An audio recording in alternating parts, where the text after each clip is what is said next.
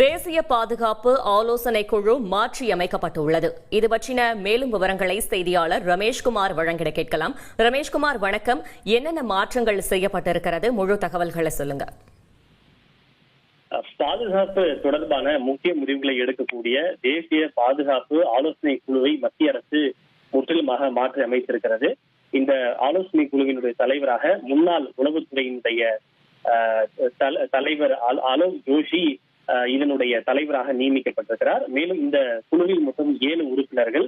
அவர்களில் முன்னாள் மேற்கு விமானப்படையினுடைய ஏர் மார்ஷல் PM சின்ஹா, அதே போல தெற்கு ராணுவ commander lieutenant general AK Singh, ஓய்வு பெற்ற ராணுவ அதிகாரி அட்மைரல் மூர்த்தி கண்ணா, அதே போல ஓய்வு பெற்ற IPS அதிகாரிகள் ராஜீவ் ரஞ்சன் வெருபா மற்றும் மன்மோகன் சிங், ஓய்வு பெற்ற IFS அதிகாரி P வெங்கடேஷ் உள்ளிட்டோர் இந்த தேசிய பாதுகாப்பு ஆலோசனை குழுவினுடைய உறுப்பினர்களாக நியமிக்கப்பட்டுள்ளனர். தற்போது பஹல்காம் பயங்கரவாத தாக்குதலை தொடர்ந்து பல்வேறு பயங்கரவாத எதிர்ப்பு நடவடிக்கைகள் தீவிரமடைந்திருக்கும் நிலையில் இந்த குழு மாற்றி அமைக்கப்பட்டிருப்பது மிக முக்கிய முடிவாக பார்க்கப்படுகின்றது.